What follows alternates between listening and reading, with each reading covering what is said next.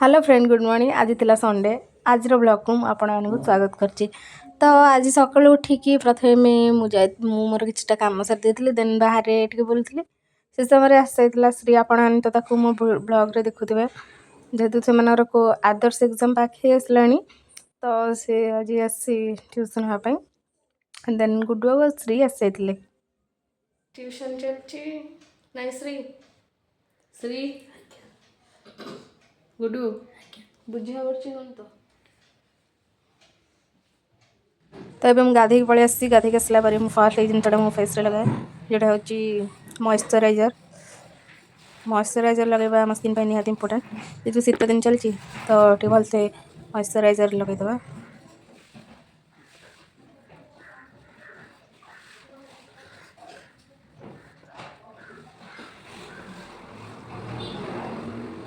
तापर दांड पट को माछ आसाला बिक्री ये आमर कुंडल माछ रखाई चिल्का माछ देखिए तो से समय भाई खाई जाइला।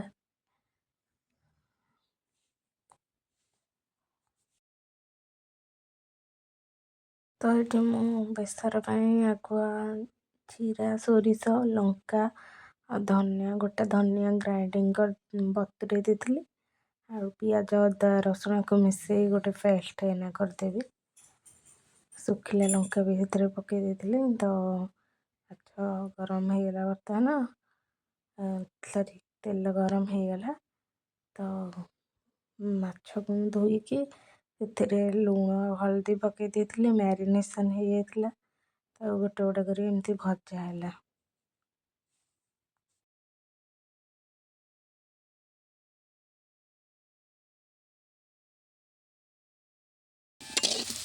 तापर आलू और फूलकोबी रखी ताकू भी भाजी देछि मत फूलकोबी पकई माछ तरकारी फूलकोबी मत भल लगे तो शीत दिन चेष्टा करी सब प्रकार फूलकोबी सब जिन खायापी एमती भी सीजनाल फ्रुट्स फूड पनीपरिया जहाँ वेजिटेबल्स भी खाଇବା भल।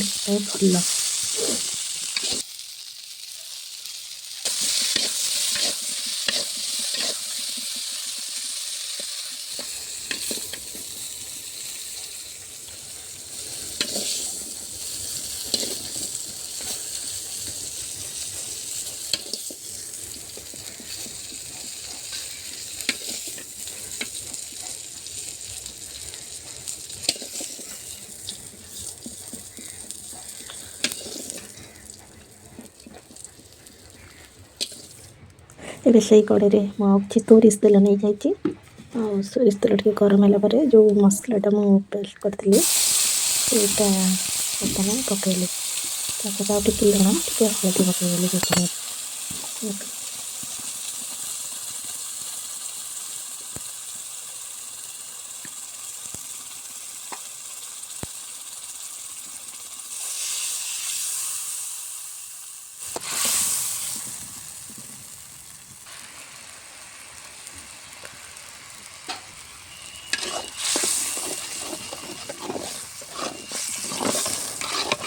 तापर से मुझे पानी जो पानी भलसे सीझीगला से पकई देती आलू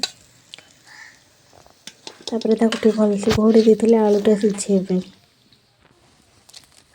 तो फुटीगला से फूलकोबी को दे देती कारण फूलकोबीटा भी टाइम लगे सीझे ना तो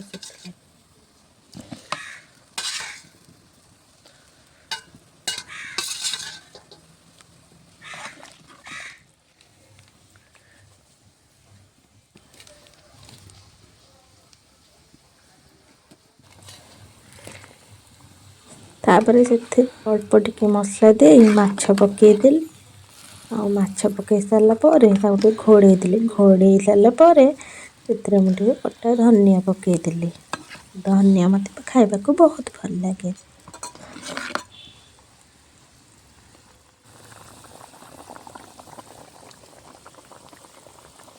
माछ तरकारी हो गला देती बापा को खाइबा बापा खाई सारा मुझे खाई टाइम केतरा देखो ତ ଶୋଇକି ଉଠିଲା ପରେ ମୁଁ ଆଉ ଯାଇକି ଭ୍ଲଗ୍ କରିଛି।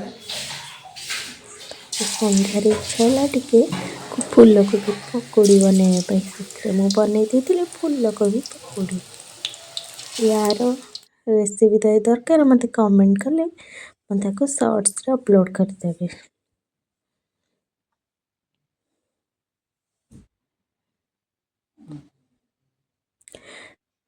ଫୁଲକୋବି ପକୁଡ଼ି ସହ ଇଚ୍ଛା ହେଲା ଟିକେ ଧନିଆ ଚଟଣି ବନେଇବା ପାଇଁ, ସେଥିପାଇଁ ମୁଁ ନେଇକି ଯାଇଥିଲି କିଛି ଧନିଆ ପତ୍ର ଓ ସେଥିରେ କିଛି ଚିନି, ପିଆଜ ଆଉ ରସୁଣ। ଏମିତି ଚଟଣି ବନେଇକି କେବେ ଖାଆନ୍ତୁ, ଦେଖିବେ ଆପଣଙ୍କୁ ବି ବହୁତ ଭଲ ଲାଗିବ।